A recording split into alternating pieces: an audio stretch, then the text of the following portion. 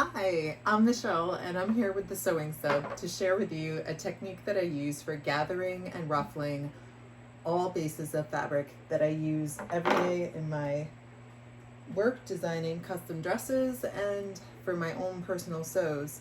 From chiffon to knit to velvet, tulle, I've got you covered, and I'd love for you to try this and let me know what you think. Or if you have a technique that is tried and true for you, I'd love to hear more about it in the comments. So let's get started. I have a Bernina, and this is a refurbished, upcycled machine that I've been taking extra special care, and that's helped me through about 10 years of sewing. So the first thing I'm going to do to start gathering is just to have my machine turned on. I'm going to make sure I'm all threaded, that my top thread is matching my bobbin thread in the sense of thread weight. And what I will say is for some occasions, I do use a stretch thread, like what some might use in the cover stitch or in the overlocker or serger. And this time I'm not, but I could show that on another occasion and show you why. But for this moment, we'll go over this technique of gathering. I make sure that I have my straight stitch pressed. I have my normal presser foot on. This needle is just an average 80 size needle. And I turn up my dial all the way so that I could get the longest stitch, which for me is a 5. So I'm going to turn the machine this way for now, and you should be able to see from these angles what exactly I'm going to be doing. So to start with, I'm going to take, once I have my fabric set up in here, I'm going to take my pointer and my thumb, and I'm just going to grab onto my thread, and I'm going to hold it between those two fingers.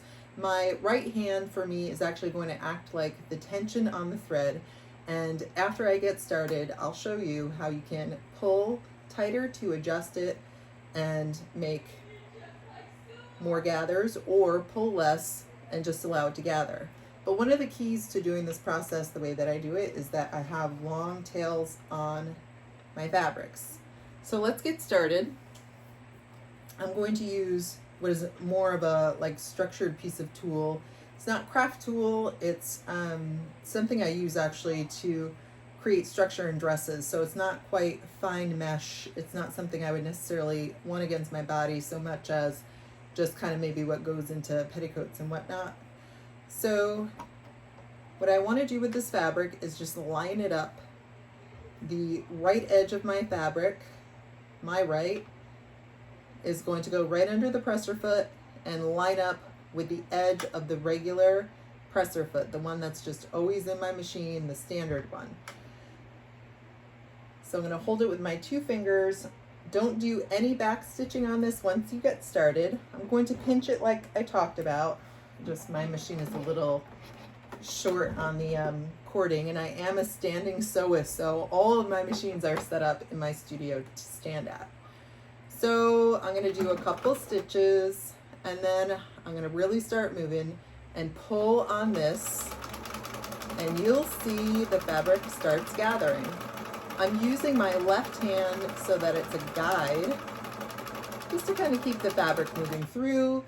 Usually at the start of it with a lighter fabric like a chiffon and whatnot, it's going to curl if that's a tight stitch that you're doing, like a tight tension and pull to make a tight ruffle. And this isn't limited to just doing small rufflings. Like I've done dresses that I'm going to show you at the end of this video in full amounts of ruffles, but I've also done like full length skirts with this technique. There's no limit to how you can gather. So I love to make a super long tail and cut. What I usually do is draw it to the tension that I'm comfortable with, like the tension. At this point, I've been doing this for about 10 years and I'm just kind of used to the technique. So I have a feel for naturally like using the same tension through my fingers on it to create consistency. And I do much longer strings. Like for the dress I'm going to show you soon, this is actually like left to right, super gathered. And you know, an example of just keeping constant same pressure of tension in between those 2 fingers and pulling. So let's take a look at a different fabric. Well, let's do woven. So this is another sample piece from my scrap pile of stuff I've used this week, so I'm just not so delicately pulling out the threads. All right, so we're gonna start on the edge, and obviously tulle, I will say, really there's no reason I could ever think of that you would possibly want to hem it. But obviously with woven, you would have hemmed this before you make your ruffle because it is so much simpler, or you do any kind of gathering with wovens, because that's going to fray on that edge, and it's, once you've gathered it, it's such a pain to hem because I've been there and felt like I should not ungather it. So here we go. I'm just putting my fabric in as far over as the edge on the right of my main foot, and then I'm using my middle guide right there to just follow, and if the fabric's not creeping out, I'm in really good shape. Sometimes I get a little heavy on the presser foot here. Constant pressure is the key to doing the gather that you want. And as I pull out, I like to keep it long, and then this can be the gather, or you could do it tighter by just doing the simple technique of pulling on one thread. I'm actually pulling on the bobbin thread to make it tighter, and then you can also do it from the other side. Oops, this is actually the whole other. So I'm pulling on the black thread, which is our top thread. And I just want to correct myself. I think I said I was pulling on the bobbin thread. I'm pulling on the top feeding thread through your machine so that I can tighten if I'd like, and then it's just as easy to unscrunch it a little bit if I need to. So let's do another piece of cotton woven, and I'd like to give you a tip that I do with clips, especially when I'm making very long ruffles. I like to know where the center is on some of them, like if you're doing a sleeve ruffle or something like that. So I always put a clip in the center part of it because I feel like once it's gathered, it's really hard to tell where the actual center of it is. So that maybe this goes right at the top of the shoulder on the seam when you're putting on the shoulder ruffle or whatever. So let's start again. So I'm going to take it, here's my edge. And of course, if you are sewing to sell or just have a habit of it, it's totally fine to serge the edge that you're about to gather to further keep it from fraying. But honestly, I feel like there's so many other things you do to it that it's really not necessary, and it can create extra bulk. So I would suggest just putting it right in under the presser foot, again lining it up right to that right edge of your presser foot. And so I'm going to take off. I'm pinching it with my thumb and pointer finger, pinching that thread, and I'm starting to pull. And now, here we go. Ooh, my machine is sounding like it needs to be oiled. These older machines require a few oilings a day. And I use this machine generally 6 to 8 hours a day, so it's not uncommon. All right, so again, my black thread is my top thread coming from here. My blue thread is my bobbin thread. They're both the same weight, just different color, just so I could use it for example. So to tighten, I would just use my black thread. If I wanted to tighten this ruffle, I really don't. I made it pretty tight. But if I wanted to loosen it, I can just pull it evenly. And then I still know where my center is, and I still have a guide for when I put it on my garment or bag or like whatever I'm sewing up. So, and then I can even fold it over to double check. I mean, obviously you might be doing something way more involved and long. I'm just doing like little sample pieces for you just to see, and then I'll share my work to show you how efficient this can be. Let's see, that's woven. We could do this with swim. This has a mark on it, that's why I never used it. Like it came with a fabric flaw and I just figured not worth it. So this is swim swim nylon, I guess we'll call it. I do the exact same thing. I just take a minute for doing a couple stitches. I do not back stitch, and then I kind of let it take off. So this was a scrap. It's kind of a cut circle, but you know, that's the ruffling on that.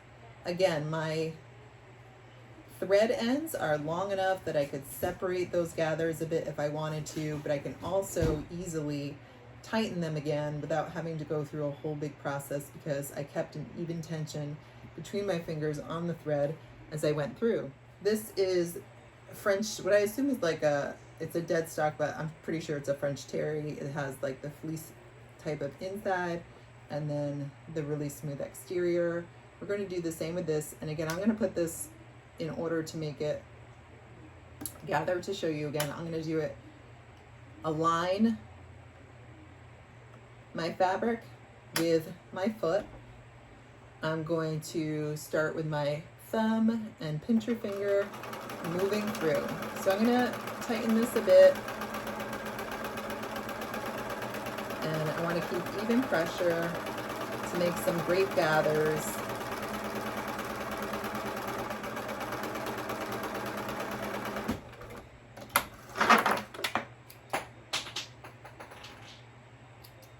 Oops.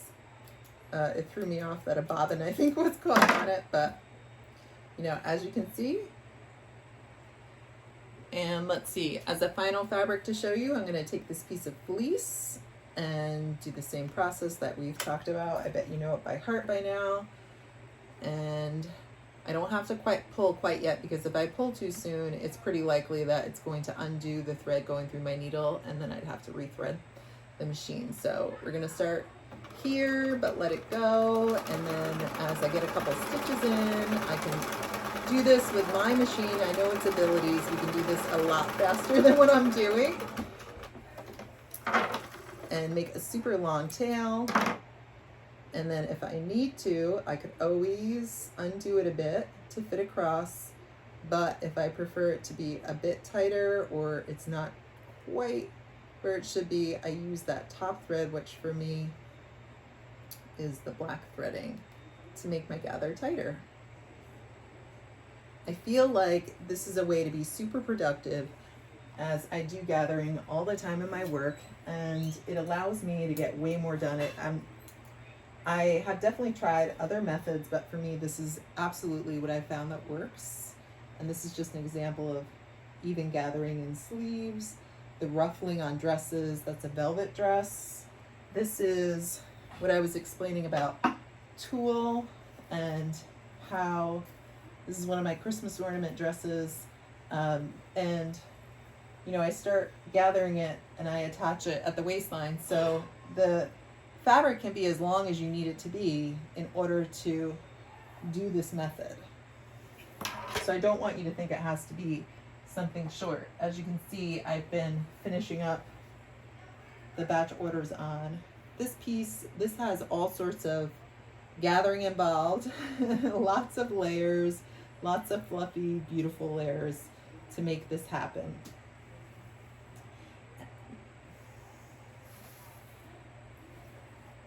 I hope you enjoyed learning more about me and the technique that I use for gathering, and I hope you'll join us for more videos here at Sew with the Hub.